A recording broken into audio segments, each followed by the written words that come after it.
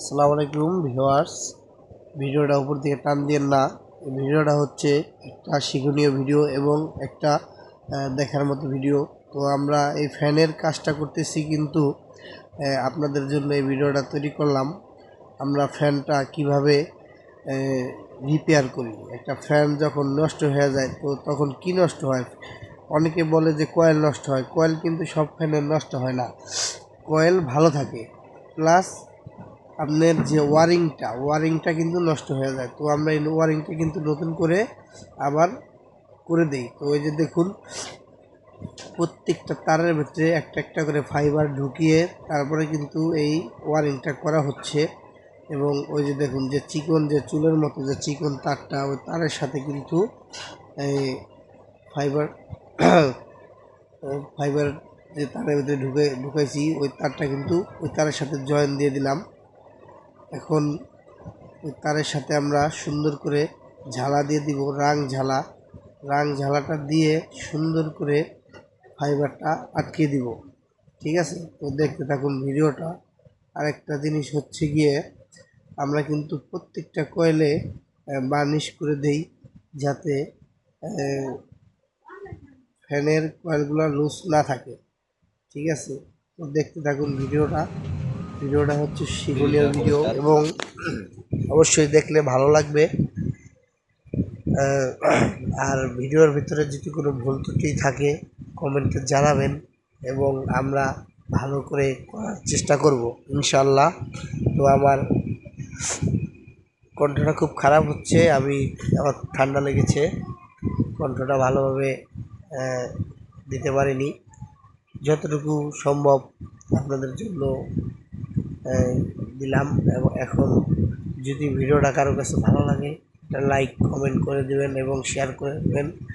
পাশাপাশি চ্যানেলটা ফলো এবং সাবস্ক্রাইব করে রাখবেন, যাতে পরবর্তী যে কোনো ভিডিও আমরা ছাড়লেই নগদ আপনারা পেয়ে যান।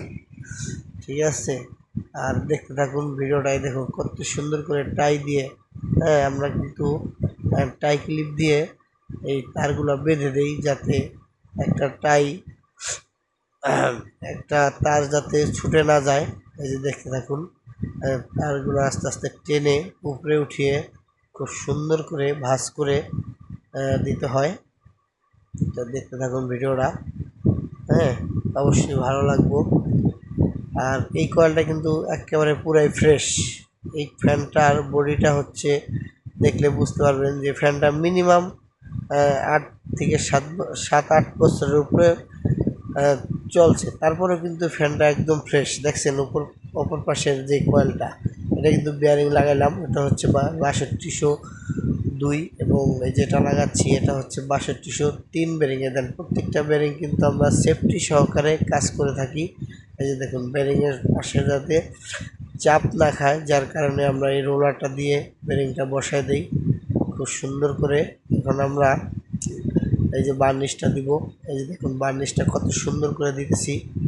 তো বার্নিশটা দিয়ে কিন্তু পুরো কয়েলটা ভিজিয়ে দিলাম। তো ভিডিওটা একটু টানা টানা হচ্ছে। এখন কয়েলটা পুরোপুরি বার্নিশ করা হয়ে গেল। এখন আমরা কয়েলটা ফিটিং দিয়ে সাধারণ চেক দিয়ে দিব, কারণ এই বার্নিশটা শুকাইতে মিনিমাম 2 থেকে 3 ঘন্টা সময় লাগবে। এই সময় পরে আপনার এই ফ্যানটা চালাতে পারবে। ঠিক আছে, তো এই ফ্যানটা তো আর দোকানে রাখা সম্ভব না, কারণ গরমের সময়। এখন কাস্টমারে বলে দিলাম যে 2 থেকে 3 ঘন্টা পর ফ্যানটা চালাবেন। আর সুন্দর করে সব কিছু প্রসেসিংটা দেখুন একবার। এটা কিন্তু বদ্রাসন বাজার ভাই ইলেকট্রনিক্স। এখানে সকল প্রকারের কাজ করা হয়, এই ফ্যানের কাজ, তারপর মোটরের কাজ, আইপিএসের কাজ, তারপর ইলেকট্রনিক্সের অনেক ধরনের পণ্য কাজ করে থাকি। ব্লেন্ডার, ঠিক আছে। তো এখানে কিন্তু ইলেকট্রিক মালও পাওয়া যায়, ইলেকট্রিক মাল খুচরা এবং পাইকারিতে পাওয়া যায়। ঠিক আছে, তো আমরা কিন্তু ফ্রিজও সার্ভিসিং করে থাকি। যদি কারো বাসায় ফ্রিজের সমস্যা থাকে, আমাদেরকে কমেন্ট করে জানাবেন।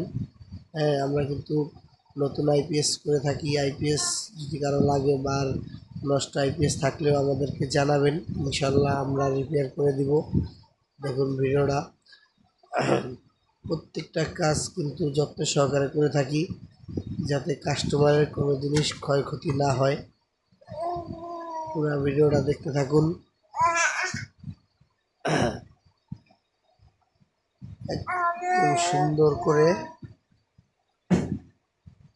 আমরা প্রায় ফ্যানেরই কয়েল বডি করে দিয়ে থাকি, সরি, বার্নিশ করে দিয়ে থাকি।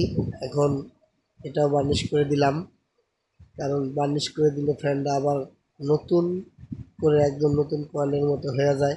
পরবর্তীতে সমস্যা হওয়ার চান্স খুব কম থাকে। প্লাস যে ফাইবারগুলো নরম হয়ে যায়, ওই ফাইবারগুলো শক্ত হয়ে গেলে ফ্যানের ভিতরে ভাইব্রেশন কম করে খুব সুন্দরভাবে ফ্যানটা চলে।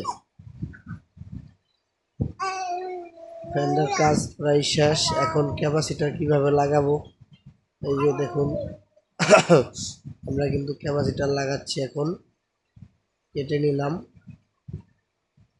তারগুলা বের করা হচ্ছে, তার বের করা শেষ। এখন দুই তার আমরা একসাথে করে নিব, প্লাস আর যে দুই তার থাকে ওই দুই তার দুই ক্যাপাসিটারের সাথে লাগাবো। এই যে দেখুন ক্যাপাসিটারটা লাগানো হয়ে গেছে। এখন আমরা টেস্ট করব। পড়ে গেল রে। চ্যানেলটা ভালো লাগলে অবশ্যই ফলো এবং সাবস্ক্রাইব করে দিবেন। ভিডিওটা আসলে ইউটিউব এবং ফেসবুক দুই জায়গায় যাবে,